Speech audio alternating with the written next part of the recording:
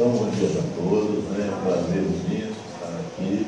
As nossas palavras iniciais são de agradecimento e também de registrar, são de parabéns. Parabéns à administração por encontrarmos aqui um prédio novo.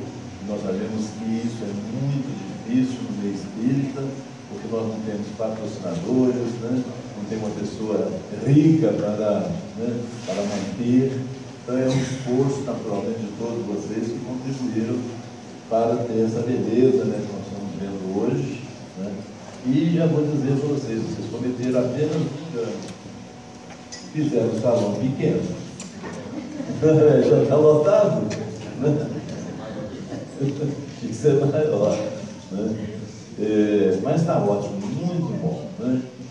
Nós hoje trouxemos uma mensagem para vocês que saiu no jornalzinho Mensagem de Luz, e que versa mais ou menos sobre tudo que já se passou aqui nessa manhã. E ele faz uma pergunta: e para nós, onde Jesus nasceu? Para nós todos. Ninguém precisa responder não, mas responde para si mesmo. Onde Jesus nasceu? Não estou perguntando se ele nasceu lá em Belém, não, né? Estou perguntando onde ele nasceu dentro de cada um de nós. Porque nós temos hoje aproximadamente 3 bilhões de pessoas no mundo que são cristãs. Mas se a gente fizer uma peneirada, nós vamos ver que raríssimas são as pessoas que seguem, porque ser cristão tem que seguir os ensinamentos desse mestre. Não adianta eu me intitular que eu sou católico, eu sou protestante, eu sou espírita, eu sou cristão, e na verdade eu viver da mesma forma. Amélia Rodrigues, né, a extraordinária Amélia Rodrigues, numa mensagem ela diz uma frase muitíssimo importante que deve inquietar muito todos os espíritas. Ela pergunta isso: e para nós, será que Jesus já nasceu? Ou continua, né, a nós nos cultuando apenas superficialmente, como nós temos, né, visto de outras religiões? É muito importante, né, que a gente deixe o querido mestre nascer dentro de nós, porque ela mesma arremata nessa mensagem. Ela diz o seguinte: quem conhece Jesus nunca mais pode ser a mesma pessoa. Então é fácil a gente saber se Jesus nasceu ou não nasceu dentro de cada um de nós. Nós continuarmos a ser a mesma pessoa que era, com os mesmos vícios, com os mesmos defeitos, ainda ele não nasceu.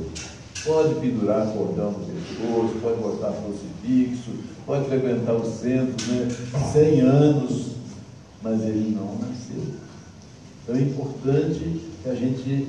o que eles fazem hoje? Eles exploram a figura física de Jesus, exploram a crucificação do Mestre, né? Tanto colocado um símbolo da sua crucificação, e não dos seus ensinamentos.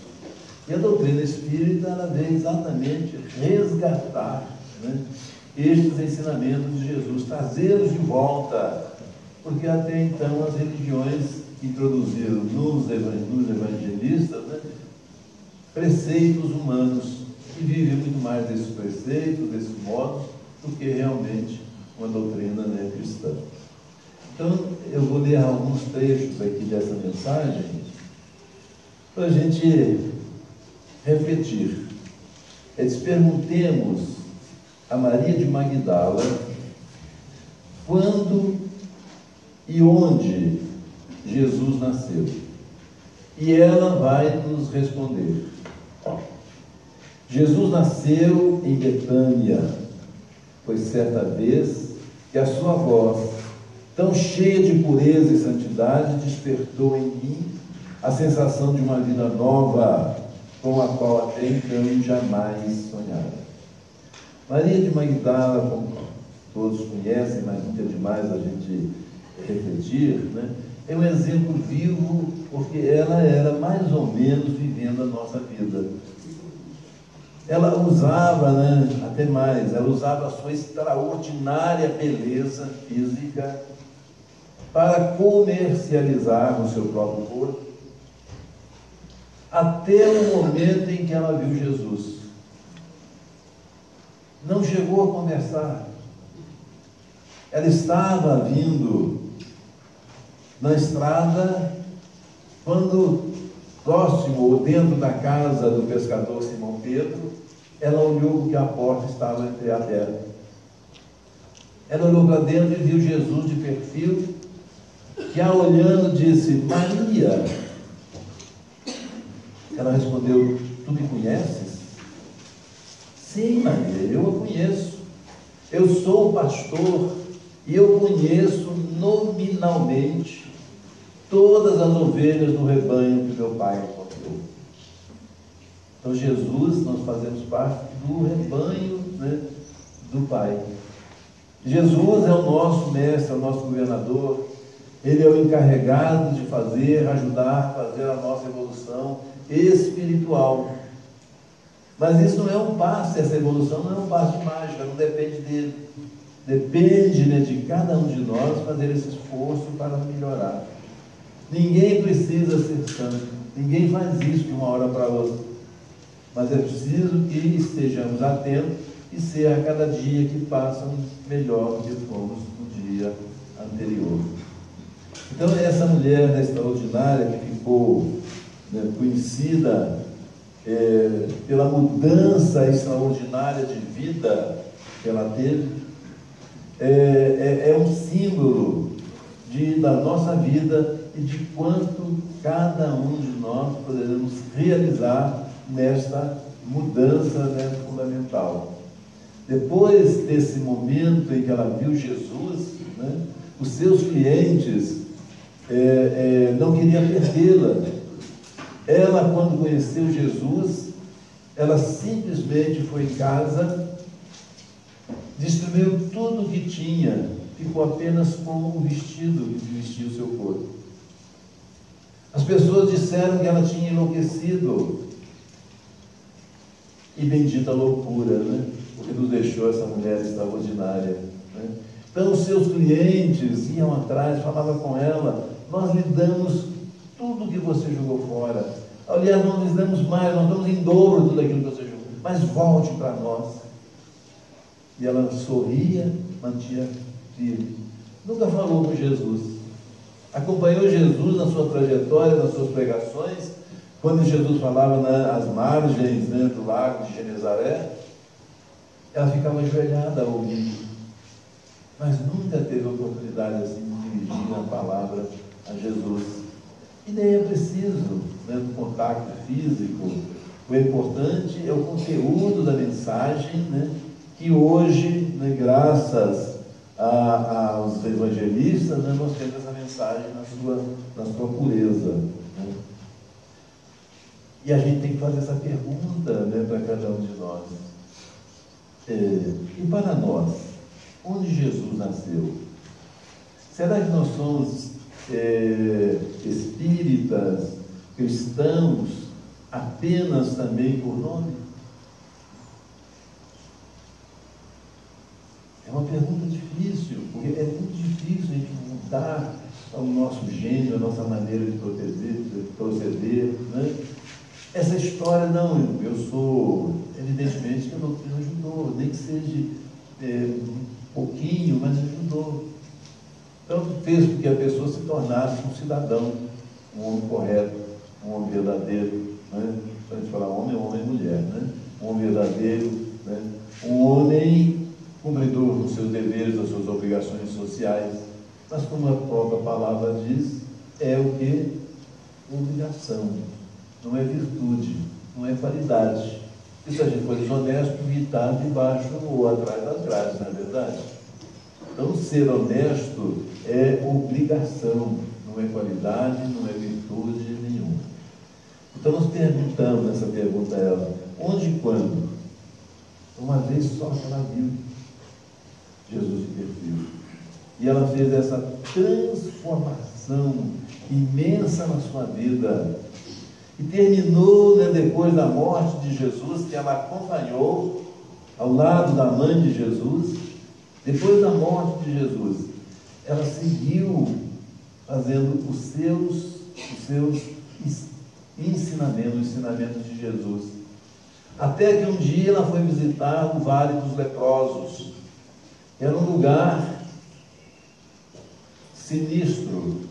Era um lugar onde era destinado a colocar os leprosos para que não contaminassem outras pessoas. Aquelas pessoas que eram julgadas naquele vale, né, ficavam ali aguardando a morte. Porque não tinha remédio, não tinha cura, não tinha nada, e não tinha assistência nenhuma. E foi para lá que ela espontaneamente foi, aquela beleza rara. Ela encontrou um grupo de leprosos que queria saber sobre Jesus.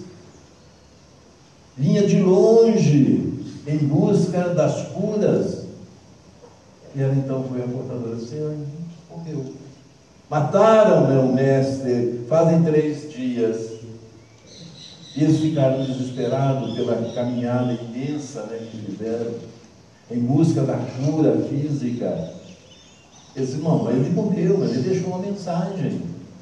E começou a falar a respeito, né, dos ensinamentos de Jesus, levando-os, né, mais tarde ao Vale dos Leprosos, porque sabia que eles não podiam ficar ali por causa das autoridades que separavam os leprosos para não contaminar outras pessoas. E ela, indo ao Vale dos Leprosos, ela resolveu ficar lá, porque ela podia ser útil àquelas pessoas. Então ela era a intermediária entre os sadios, né, e os leprosos. Ela era que buscava os víveres, os alimentos, né, as coisas que eles necessitavam, até que ela se contaminou. Quando ela se contaminou, que ela viu que tinha uma mancha, né, sobre o seu seio, essa mancha tinha uma erupção, né, nas bordas, ela conhecia a doença, sabia que estava, não desesperou. Ela simplesmente disse, vou pagar na carne os pecados que na carne cometi. Essa conscientização, né, que nem sempre nós a possuímos. Quantas vezes nós estamos com uma pessoa, né, eu trabalho no JEDAI, né, o JEDAI trabalha com os portadores do vírus HIV, e muitas vezes encontramos alguns deles, não são todos, evidentemente, mas alguns deles desesperados. Por que Deus fez isso comigo? Não foi Deus que fez, né? É uma doença, né, que as pessoas adquirem, né, livremente, espontaneamente, correndo o risco, né, que previamente já sabia que poderia ocorrer. Mas é fácil você procurar, né, um autor, né, alguém que lhe fez esse mal, e nunca aceitar que é você mesmo. Então, se nós perguntarmos a Maria, ela vai dizer isso que vamos repetir, né, para vocês.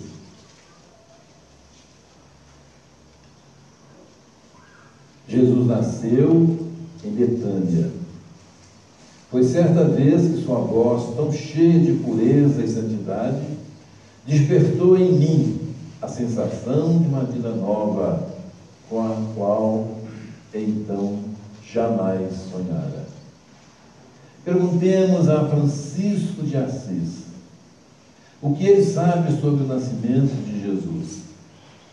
E esse homem, né, extraordinário, esse missionário extraordinário, vai responder: Jesus nasceu no dia em que, na praça de Assis, entreguei minha bolsa, minhas roupas e até o meu nome para segui-lo incondicionalmente, pois sabia que somente Ele é a fonte inesgotável de amor. Né? Esse ser Francisco de Assis, que a gente tem uma admiração profunda, né, pela sua simplicidade e pela sua humildade. Não confundir humildade com pobreza, né? Humildade é uma das virtudes mais difíceis de se conseguir. Porque automaticamente nós nos amamos muito mais, né, do que deveríamos. E nós nos julgamos numa posição sempre superior, né, ao nosso próximo. Tem mais conhecimento, tem mais recursos, tem mais isso, tem mais aquilo. Tudo falso. Porque, na verdade, ninguém de nós tem nada. Você pode ter 10 apartamentos, pode ter você tem isso, você leva isso. Se não leva, não tem, porque vai ficar aqui e aquilo que você tem hoje vai ser de outras pessoas. Não é isso? Então, ele estava, a certa ocasião, já trabalhando para os outros, né? Ele era filho, né, de pai abastado, o pai dele era comerciante, né, de tecido, mas ele tinha um coração muito generoso. Então, se fosse uma pessoa, um mendigo, alguém que não pudesse pagar o tecido, ele dava o tecido para a pessoa, né? E o pai espinaçava, o pai brigava, o pai xingava, o pai falava com ele, né? Mas não adiantava, porque o coração... Até que um dia o pai, né, o expulsou da loja e disse a ele, já na rua, né, que até a roupa que ele vestia pertencia ao pai. E foi aí que ele teve esse gesto, né, que ficou marcado na história. Tirou toda a roupa do corpo e disse: é sua, então fica para você. Né? E foi essa vida notável, né, que nos deu tanto exemplo de humildade e de trabalho ao seu próximo. Perguntemos a Pedro: quando e onde deu o nascimento de Jesus? E ele responderá. Quem sabe? Essa é mais fácil. 3 vezes depois que ele... Isso mesmo, né? Ele foi aquele episódio que ficou marcado na história, né? É que ele havia, no encontro, numa conversa com Jesus, né, jurado a Jesus fidelidade. Aliás, né, quando Jesus ia ser preso, né, ele sacou da sua espada, né, para agredir o soldado que ia prender Jesus. E Jesus pediu que ele embainhasse a sua espada. E ele, o Pedro, iria negá-lo 3 vezes, o que o Pedro duvidou. 3 vezes antes do galo cantar. Né? E quando Jesus foi preso, né, e foi para o palácio de Anás, o palácio era assim em forma de U, né? Tinha assim e assim. E no meio, né, ficava um pátio, né, onde as pessoas se reuniam, ou iam fazer entrevista, né, com Anás ou com Caifás, ficava ali. E quando Jesus foi preso, foi levado para lá. E o Pedro entrou junto, foi para o palácio também, naquele pátio, onde muitas pessoas estavam. Como durante a noite, na Palestina, né, muito frio, muito quente de dia, muito frio durante a noite. Então, algumas pessoas faziam uma fogueirinha, né, e ele ficava ali. Mas alguém reconheceu. Aí olhou para ele e disse assim: você é discípulo de Jesus, não? Ele disse: eu não. A pessoa saiu, ele negou. Mas o rapaz não se convenceu. Voltou lá e disse: você é discípulo de Jesus. Ele disse: eu não, você está equivocado. Segunda vez, né? Aí deu, né, uma volta, foi para outro lugar e tal. Mas o cara parecia uma sarna em cima dele, né? Olha o seu cabelo, olha como é que você penteia o cabelo, agora Nazarena, ele partiu o cabelo assim no meio, né? Olha o seu cabelo, você é discípulo de Jesus. E ele ligou pela 3ª vez. E aí ele ouviu o galo cantar. E ele lembrou de Jesus. Foi nesse momento que nasceu realmente. Parece assim, incoerente, né, a gente falar. Nasceu. Mas uma coisa é nascer, uma coisa é você vivenciá-lo. E outra coisa é você dizer que é cristão, ou que é, adepto de qualquer outra religião. Então perguntamos a Pedro, né, ele diz assim: Jesus nasceu no pátio do palácio de Caifás, na noite em que o galo cantou pela terceira vez, no momento em que eu o havia negado.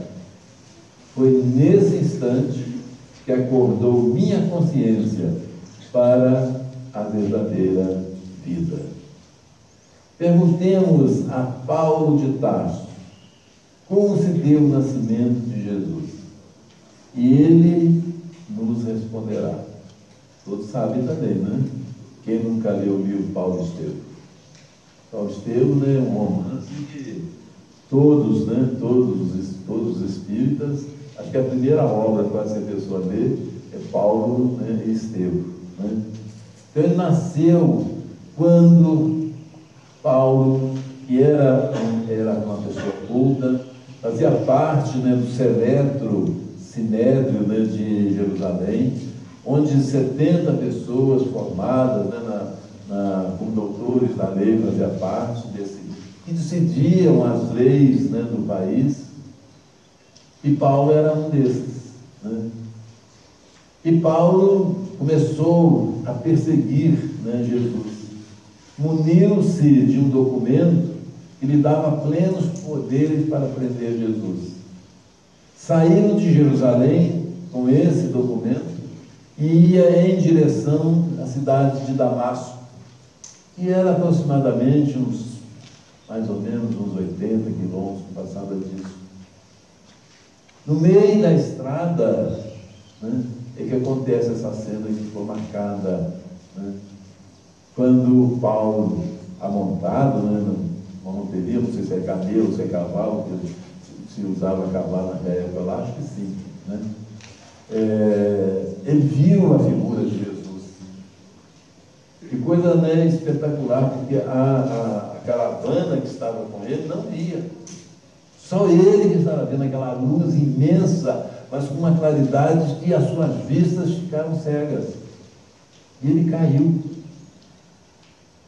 Ele viu Jesus e Jesus não fez aquela pergunta: Saulo, Saulo, né? Por que me persegues? E a resposta de Saulo foi muitíssimo importante, porque ele disse: Senhor, o que queres que eu faça? O que queres que eu faça? Será que nós já perguntamos a Jesus o que quer que nós façamos? Jesus não disse para ele o que ele deveria fazer, porque está implícito na consciência de cada um os nossos deveres como cidadãos, como irmãos uns dos outros, que deveremos sempre ajudar aqueles que necessitam dessa ajuda. Não é preciso ninguém fazer isso, aquilo, outro, né? Há um trabalho conjunto, né? Esse trabalho vocês mesmos realizaram aqui nessa casa. Eu ainda não conhecia essa sede, eu recebi ela no outro local. Que beleza, o esforço de quem? O esforço de todos, né? E as obras espíritas são assim. Uma ocasião aconteceu comigo, quando estava construindo o centro espírita nosso lar, né? Eu, como já sei que não vou chegar lá no nosso lar, lá no André Luiz, já fiz um aqui, porque aqui eu já posso ficar, pelo menos ter essa compensação, né? Então, quando nós estávamos construindo, né, a gente tinha muita dificuldade, todo mundo com muita coisa. E a entidade, né, falou para nós: não se preocupe, vocês não vão pedir, vocês vão buscar. E foi assim. O dia foi surgindo, a gente pensava em fazer o alicerce, parar, fizemos o alicerce, fizemos as paredes, fizemos a cobertura, e não paramos em momento algum, né? E as obras de Deus são assim, você não sabe como, mas fazem, né? Olha aqui que beleza que está aqui, né? Quantos metros quadrados de obras tem aqui, né? Não existe, né, aqui um patrocinador, alguém que bancou, alguém rico. O esforço, né, de todos. Se perguntar a vocês, eu garanto que aqueles que dirigiram, saiu? Aqueles,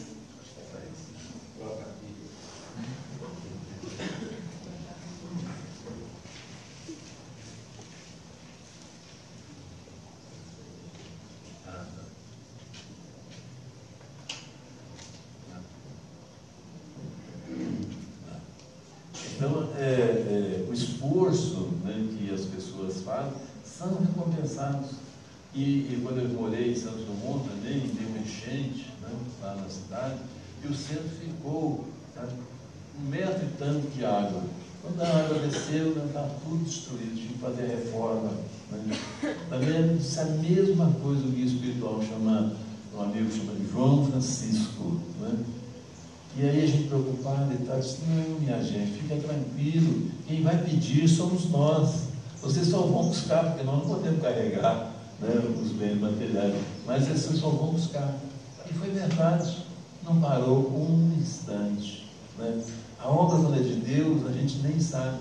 Eu morei lá, tinha muito poucos frequentadores, o centro, depois, né, foi aumentando, e depois voltei para Juiz de Fora. Né? Aí quando eu voltei para Juiz de Fora, não tinha quem entregar o centro, assim. Né? Então, tive que fazer uma comissão, e essa comissão ficou como dirigente do centro. Na minha concepção, o centro ia acabar. Pouca gente, né? Obrigado. Viu? Pouca gente, né? Muitas coisas para fazer. Depois de mais ou menos um ano e pouco, eles me convidaram para fazer uma exposição lá no centro. E lá no centro é uma maravilha, porque não tinha mais um andar em cima do centro.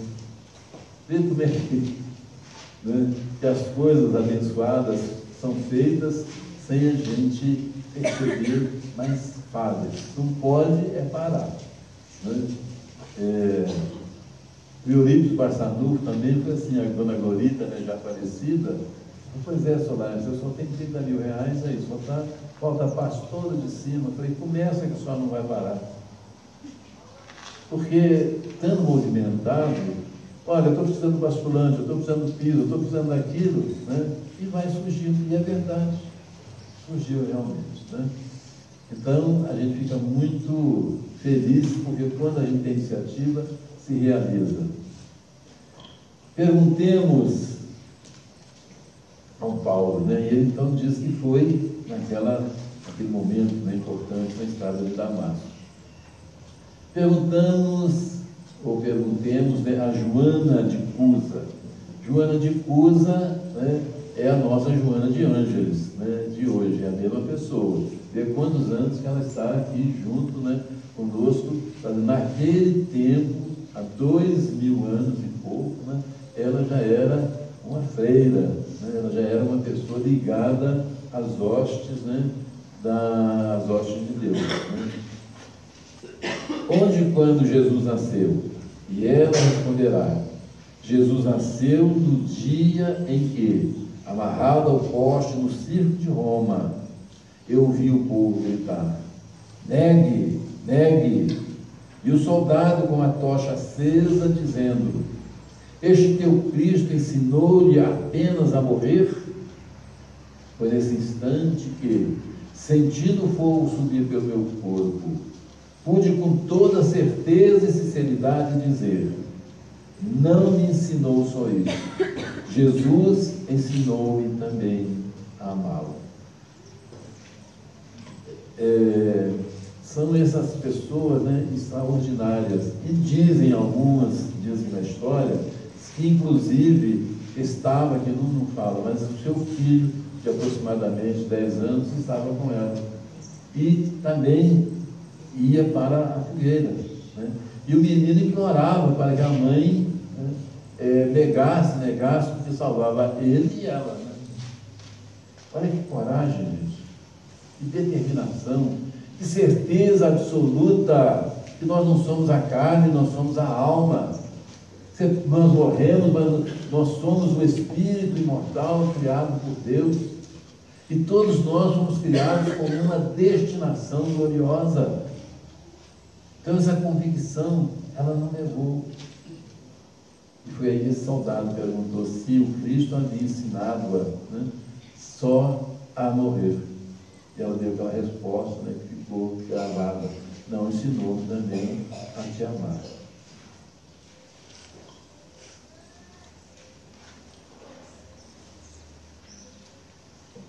Perguntou a Tomé. Tomé, considerado na história, né, como o apóstolo, né, incrédulo, né, aquele que disse que precisava de ver, né, para ele poder crer. Né? Perguntemos a Tomé onde e quando Jesus nasceu, e ele nos responderá. Jesus nasceu naquele dia inesquecível, em que ele pediu para tocar as chagas e lhe foi dado testemunhar que a morte não tinha poder sobre o Filho de Deus. Só então compreendi o sentido de suas palavras. Eu sou o caminho, eu sou a verdade, eu sou a vida. Essa cena também é realmente importante, né? Porque parece que aqueles discípulos, né, aqueles homens que cercaram Jesus, evidentemente que não foram escolhidos assim a esmo, né? Eles, acho que foi um grupo, né, que já veio, né, uns antes e outros depois, né, de Jesus, para que Jesus, quando viesse, né, pudesse sedimentar e implantar o cristianismo com uma doutrina que já tem 2000 anos, né, e que está aqui. E a doutrina espírita vem com esse papel de trazer de volta, né, os seus ensinamentos, os ensinamentos de Jesus na sua pureza, porque as religiões existentes foram colocando e adicionando tantas coisas, né, nos ensinamentos de Jesus, que os seus ensinos foram quase que esquecidos. E tem essa doutrina espírita, além do conhecimento, além da justiça, né, eu costumo dizer que no mundo inteiro 99,9% é capaz de dizer que são deístas, né, que acreditam em Deus, seja a religião que tiver. Mas, na verdade, estão mentindo para si mesmo. Porque ninguém pode acreditar em Deus sem a reencarnação. Pode? Não faz sentido. Como é que você é filho de um pai que distribui de uma maneira diferente?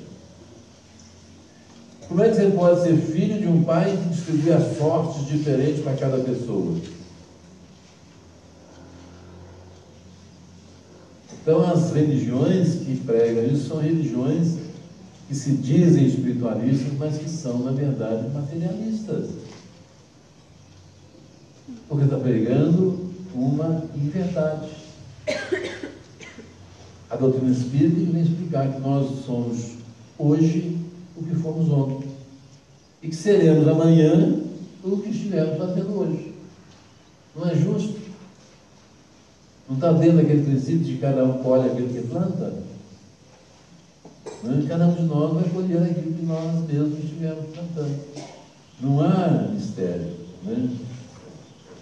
Perguntemos a outra entidade, né, importante, né?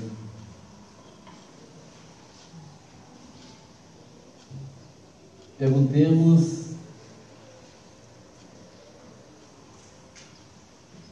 a João Batista, né, quando se deu o nascimento de Jesus, e ele nos responderá.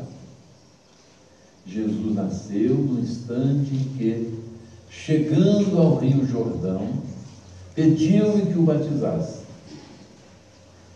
Este é o meu filho amado, no qual a minha complacência. Compreendi que chegava o momento de ele crescer e eu diminuir para a glória de Deus. João Batista era primo, né, de Jesus. Isabel, né, e Maria eram primas. Então eles eram primos em segundo grau. Mas eram criados, né? João Batista era um pouquinho mais velho, mais 1 ou 2 anos mais velho do que Jesus. Mas foram criados juntos, né? E João foi um grande, né, missionário batista, né? Porque ele também se preparou. Ele ficou 40 dias no deserto, né, se preparando, né? E veio trazer uma mensagem, né? Que é muito importante, né, a mensagem que ele trouxe, os conhecimentos, né, que ele trouxe, né? E ele parou com as suas mensagens, né? Ele pregava o batismo, né, pela água, dizendo que a água estava lavando e levando os pecados das pessoas, né? E Jesus quando surgiu, veio mostrar a cada um de nós que nós é que somos os responsáveis, né? Que não há nada absolutamente material, né, que lave os nossos pecados. Se nós cometemos, se nós erramos, nós vamos, evidentemente, realizar, quitar esse débito que temos. Evidentemente que não é dentro daquele princípio mosaico de olho por olho, dente por dente, né? É muito mais suave. Pode até, com o trabalho, com a sinceridade, com a transformação da própria pessoa, pode você quitar esse débito. Deus, evidentemente, é do bom senso, da lógica, né? Ninguém pode falar em nome de Deus, mas pela lógica, se você se reformou, para que você tem que pagar os seus erros? A própria reforma, já em si, né, anula o erro que foi cometido, não é verdade? Se você tiver um filho, que ele era, né, vamos dizer assim, da pá virada, né? Mas de um momento para outro, ele passou a ser, você quer que ele vai pagar aquilo que ele já fez? Se passar, não interessa, é daqui para frente, e não aquilo que passou, né? Não há essa necessidade, conforme pregava, né, as religiões, e ainda prega, né, as religiões que não têm esse conhecimento dos ensinamentos destes apóstolos, né, que literalmente vieram certificar os ensinos do Mestre. Então, ele diz assim, e ante a meiguice de seu olhar, né, a majestade da sua figura, pude ouvir a mensagem de algo. Este é meu filho amado, no qual a mim pus a minha complacência. Compreendi que chegara o momento de ele crescer e eu diminuir para a glória de Deus. Imagina João Batista, como ele começou a missão antes, né, de Jesus, ele havia pregado, né, a salvação das pessoas pela lavagem, né, do Rio Jordão. E quando ele encontrou Jesus, olha a humildade dele, é necessário que eu diminua, né, para que ele cresça, porque a mensagem de Jesus, né, era infinitamente, né, superior à de João Batista. E ele reconheceu humildemente, né, essa mensagem, e disse, é necessário que eu diminua para que ele cresça.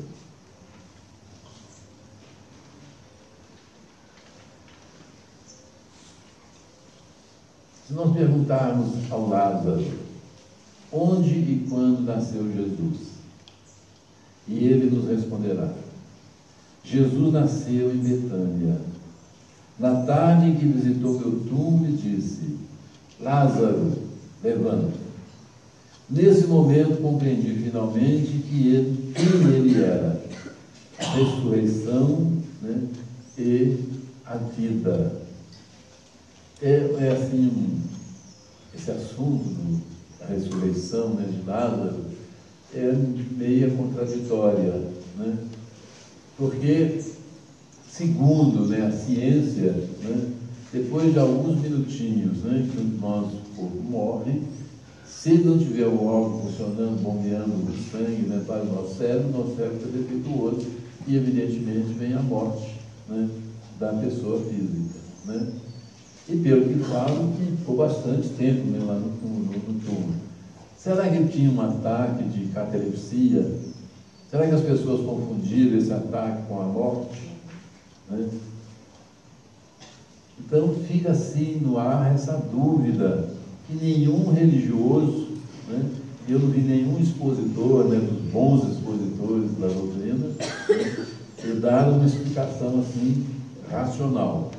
Mas em se tratando de Jesus, tudo pode, verdade?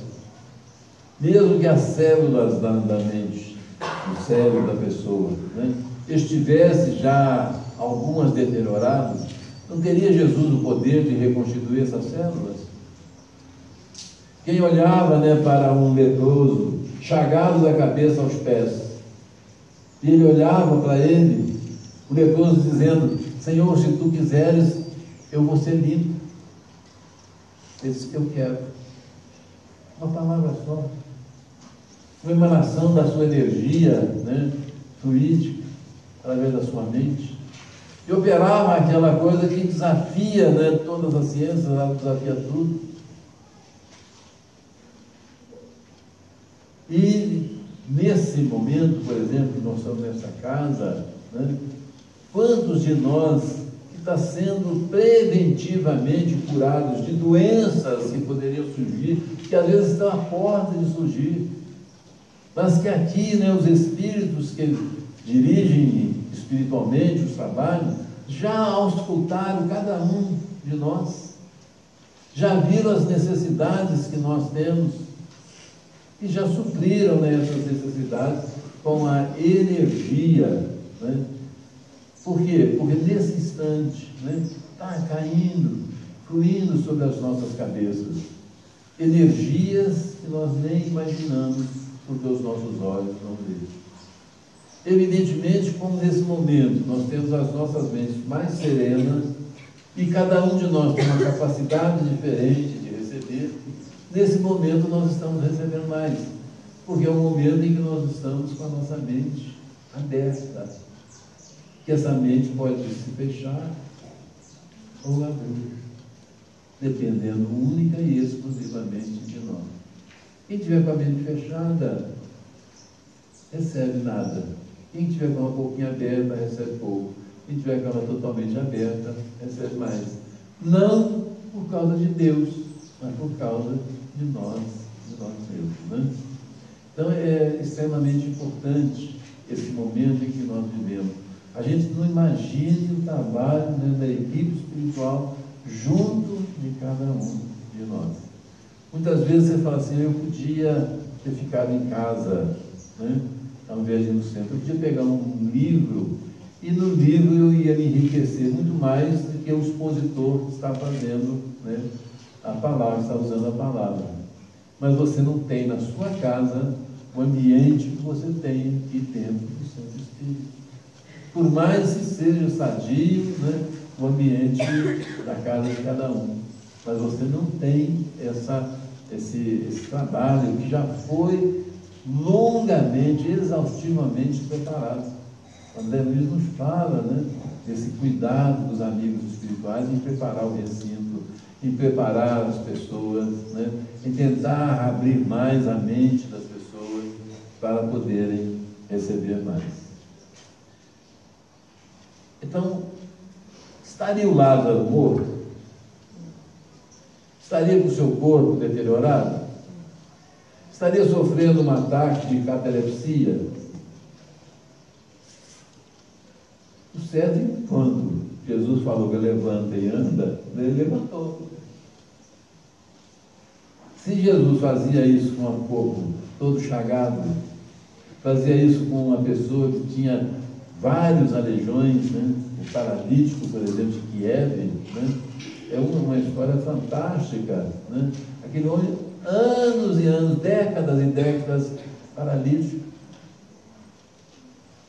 Ele queria entrar dentro da casa, ele queria ser assistido, que Jesus estava na casa de Simão Pedro. Ele, como não conseguia, os amigos dele fizeram o quê? Abriram, né, um espaço no telhado, conduziram aquele homem, imagina um homem paralítico, amarraram cordas nele, desceram e colocaram ele de frente de Jesus.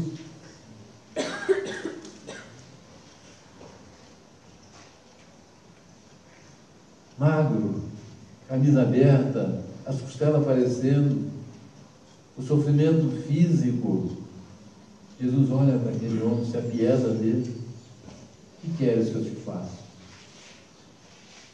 Que eu volte a andar. Levanta-te e anda. Ele colocou os cotovelos, tentou andar. Jesus repetiu: levanta, ande. Ele ficou de pé, oscilando como um pêndulo, né, de relógio. Deu um grito, porque estava de pé, e saiu correndo na multidão.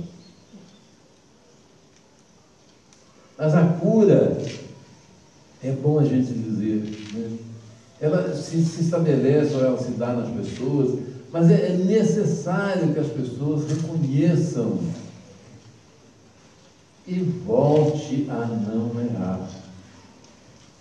Porque as doenças, de um modo geral, são oriundas ou desta vida ou de vidas anteriores. Nós vimos com essa necessidade. Se nós não tivéssemos essas necessidades, não teria doença. Nós já nascemos, né, cada um de nós já nascemos com uma predisposição, né, de várias doenças que podem acontecer ou não acontecer, dependendo do nosso comportamento, do aproveitamento, né, que nós estejamos fazendo das nossas vidas. E o dia que nós obtivermos, né, uma cura substancial, nós saibamos agradecer e não voltar a pecar, não voltar, né, a cometer os mesmos enganos.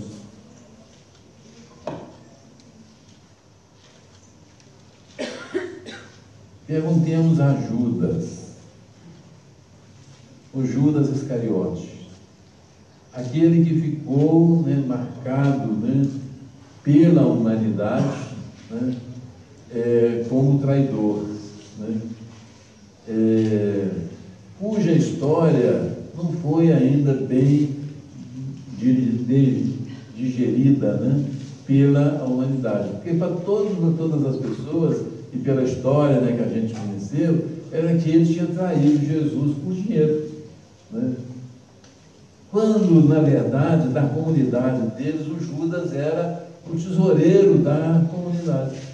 Ele era de tanta confiança que ele mereceu, né, dos seus companheiros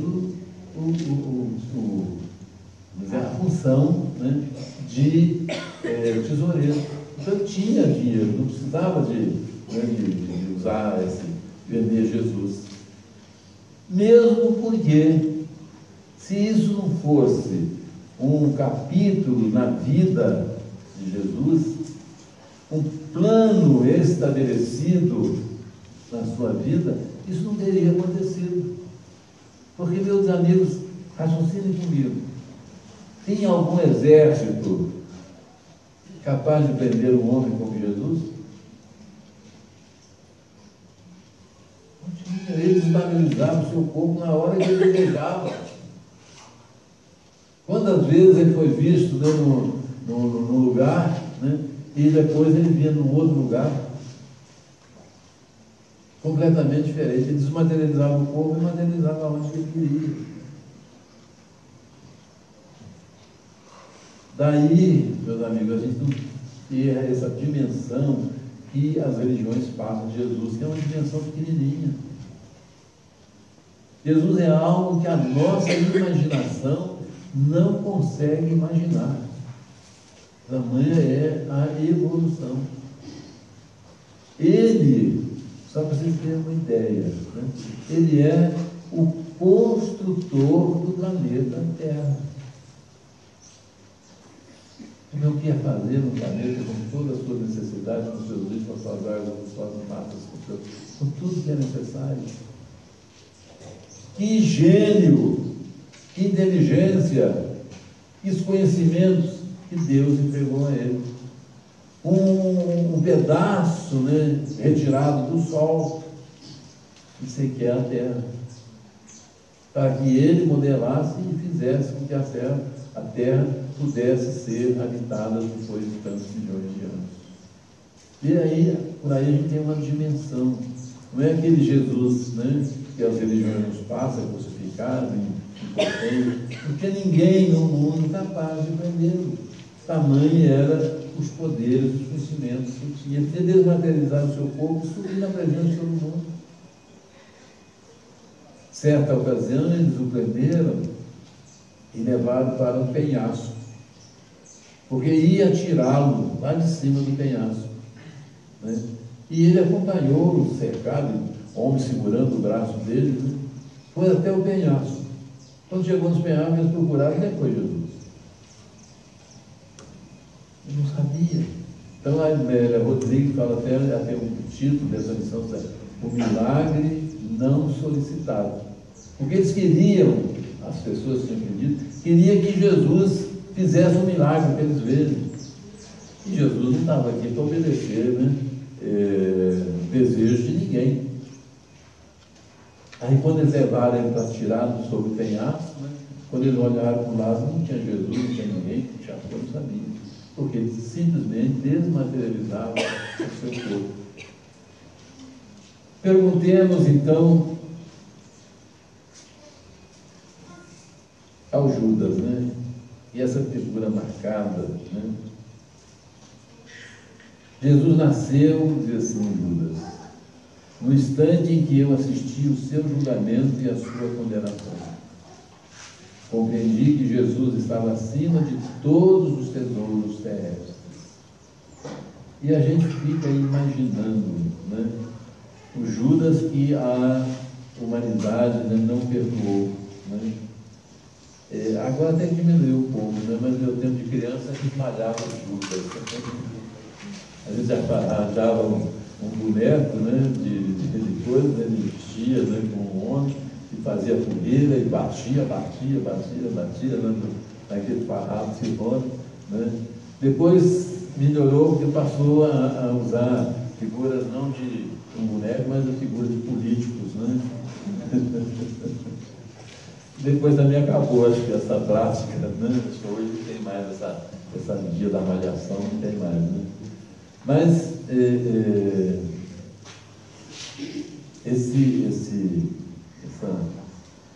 demonstrava, né, esse raciocínio das pessoas, demonstrava, né, a sua maldade, né, também, né, a vingança de vingança essa que tanto Jesus nos recomendava, né, para não fazer, evidente.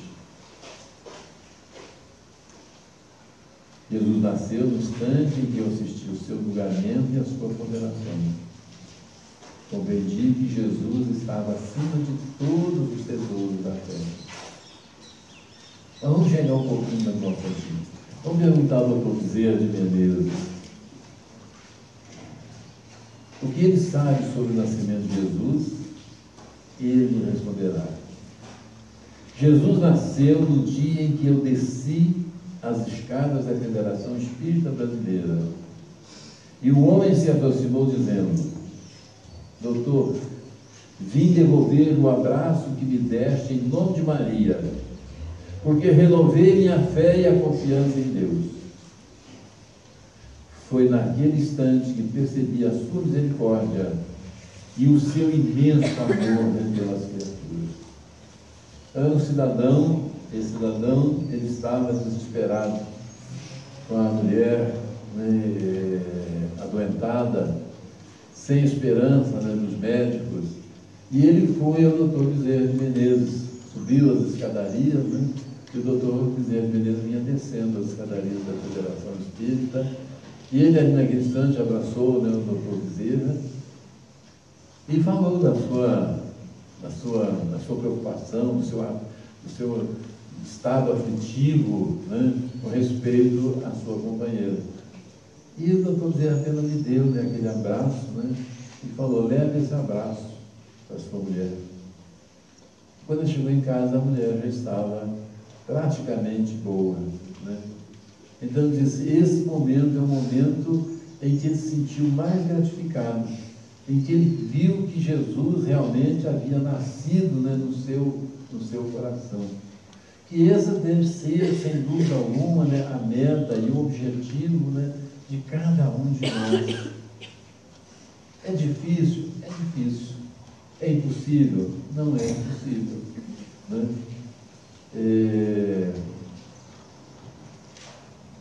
Como é fazer Jesus nascer? Como é que Jesus nasce no coração? Quando nós nos inteiramos, né, dos seus ensinamentos, não apenas intelectualmente, mas quando nós deixamos de descer nos nossos corações. A gente tem essa dificuldade realmente, né?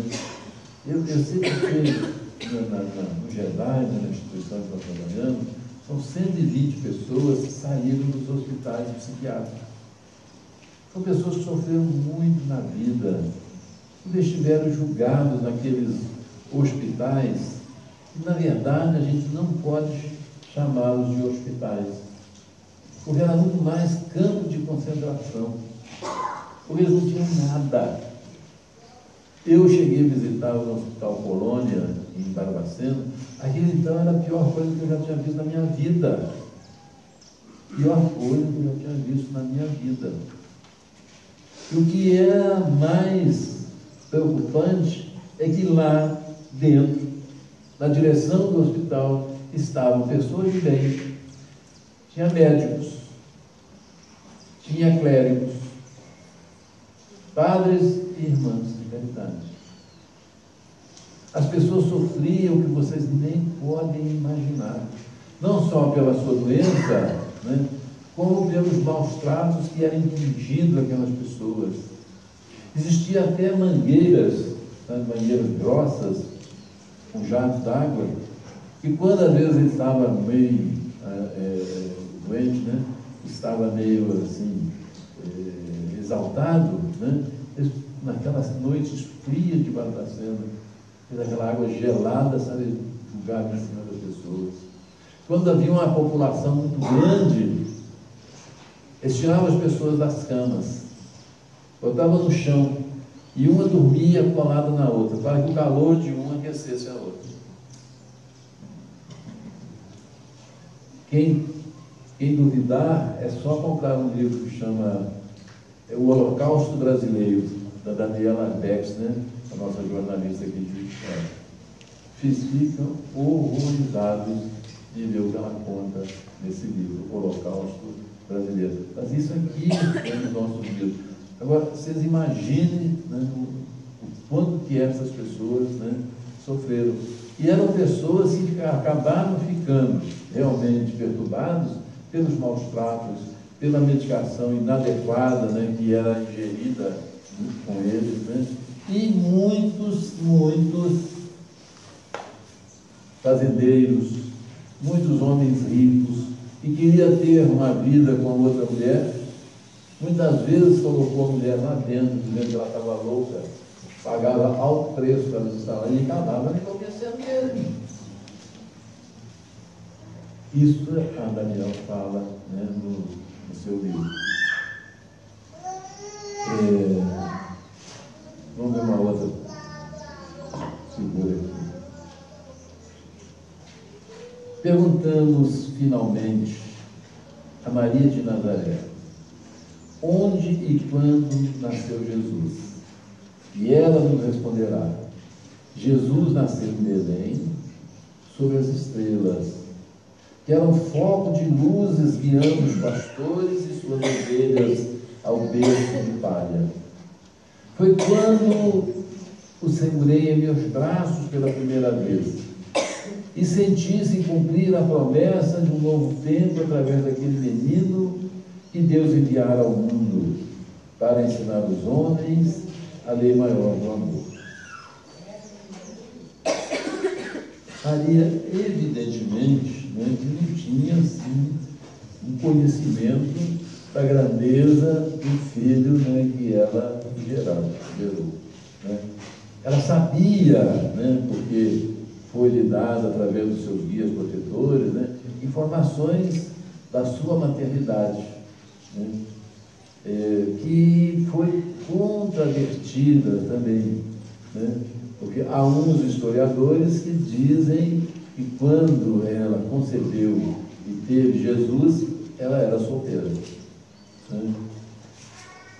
Há fatos que ela pergunta o guia protetor, né, como que ela poderia ser mãe se ela não tinha conhecido nenhum varão. Então, as histórias têm sempre nenhuma outra parte. Mas eu acho que isso não é importante. O importante é que ele nasceu. Não é isso?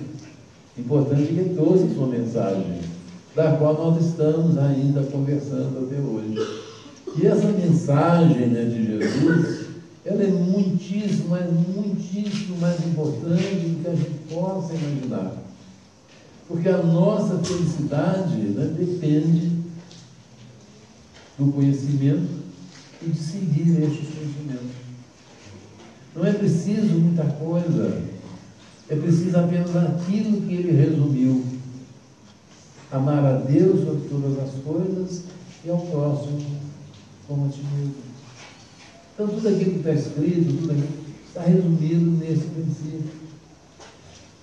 Do amor a Deus, né, e do amor ao seu próximo. Faça isso, né, diz Joana, e viverás. É importante para nós, né, os espiritistas, que nós raciocinemos sobre essa doutrina que está nos agasalhando. Posso assegurar para vocês, meus amigos, de que não há preço que pague esse conhecimento. Qualquer jovem das nossas escolinhas, qualquer criança ou qualquer jovem da nossa cidade, tem mais conhecimento a respeito de religioso, do que sua santidade o Papa. Porque eles partem de um princípio errado. Porque a alma e o espírito foi criado no momento da concepção. E se nós partimos desse princípio, quem parte desse princípio, parte do princípio errado, de um Deus injusto, que deu diferentemente para os seus filhos, ou que continua dando diferentemente para os seus filhos. Então a doutrina espírita vem resgatar e mostrar realmente que nós somos frutos de nós mesmos. Cada um planta e colhe aquilo que estiver plantando, num princípio lógico. E estamos tendo, nesta reencarnação, estes conhecimentos, né, dessa doutrina. E veio alargar os nossos horizontes, a nossa mente. Não se exige, né, absolutamente que nenhum espírito seja um puritano. Mas é necessário para nós mesmos que nós façamos esse esforço de melhoria, do qual não vai ter dirigente do centro espírita, não vai ter ninguém que vai dizer que precisa fazer aquilo ou fazer aquilo. É a própria, né, consciência que vai dizer para nós aquilo que nós devemos melhorar. Não queira virar santo da noite do dia, que não vai fazer mesmo, não vai acontecer. Mas a gente pode ser um pouquinho melhor. Né? A gente pode procurar, falar, eu tenho muita dificuldade para perdoar inimigo. Não faça inimigo, você não vai ter essa dificuldade. Não é verdade? Isso está tudo dentro do ensinamento de Jesus. Se alguém quiser lhe tomar a sua capa, dê também a sua túnica. Mas não brigue com ele por causa da capa. O que você vai fazer com a capa? Ela não vai alterar a sua vida, você vai continuar sendo a mesma pessoa.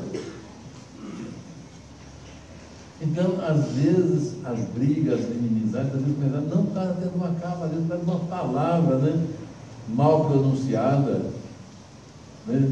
Foi alguém julgar precipitadamente outras pessoas. É muito comum, né, uma pessoa julgar mentalmente a outra. Né? Fulano é assim, Beltrano é assado. Às vezes você nem conhece. Isso eu estou falando com vocês de experiência própria. Eu já julguei muitas pessoas que eu achava que tinham o nariz arrebitado, que era vaidosa, que era... Quando eu conheci na intimidade, a pessoa não era nada daquilo. Quer dizer, quem sabe o cavalo que eu, né? Para que eu fui julgar a pessoa? Né? Então, parar com essa mania. A gente deve ser severo julgador, mas de nós mesmos, dos nossos atos, né, da nossa vida. Nós podemos dizer que nesta reencarnação, meus amigos, nós recebemos o maior benefício que alguém poderia desejar receber na face da terra. Se a gente fizer uma autoanálise, a gente vê que a gente não tem mais mérito, nem melhor e mais inteligente que ninguém. Então, por que você está recebendo? Por quê? Eu parto sempre de duas premissas. ou nós íamos perder, e a doutrina espírita veio, né, para nos mostrar a nossa responsabilidade, ou nós temos um trabalho importante a realizar dentro dessa doutrina. Não é uma doutrina apenas para nós fazermos, mas para nós nos modificarmos, fazer essa transformação, né? Usa-se até o termo de falar que a gente faz uma transformação íntima. Não, a gente não faz uma transformação íntima. Eu sempre ia dizer, se você estivesse lá em cima, né? Você nunca foi, né? Então, nós temos que procurar modificar, né, esse nosso comportamento com respeito, né, ao nosso próximo, a nós mesmos, a nossa família, a nossa esposa, ou o nosso marido, os nossos filhos. Voltamos a repetir, né, o ensinamento da nossa irmã esposa da noite aqui, a Maria. Quem conhece Jesus nunca mais pode ser a mesma pessoa. O senso de responsabilidade aumenta extraordinariamente. Eu, terminando, acho que é a última reunião do ano, né? Sempre a gente reformula os nossos pensamentos, os nossos propósitos, o ano seguinte, né? Que vocês meditem sobre a vida e sobre a grande chance que tem nas mãos de estarmos nesta casa, que ainda não concluiu toda a sua reforma, né? Ainda precisa, né, da colaboração de todos. A gente não está falando de dinheiro, a gente está falando em usar as mãos, né? Usar a inteligência, usar um amigo, ver aquilo que nós temos que não é útil mais na nossa casa. Aqui é a casa de Deus. Aqui é a casa da nossa renovação. E nós precisamos muito. Porque se nós muito temos, se nós muito sabemos, evidentemente, que muito seremos cobrados também. Muito obrigado pela atenção. Um feliz Natal, um feliz Ano Novo, cheio de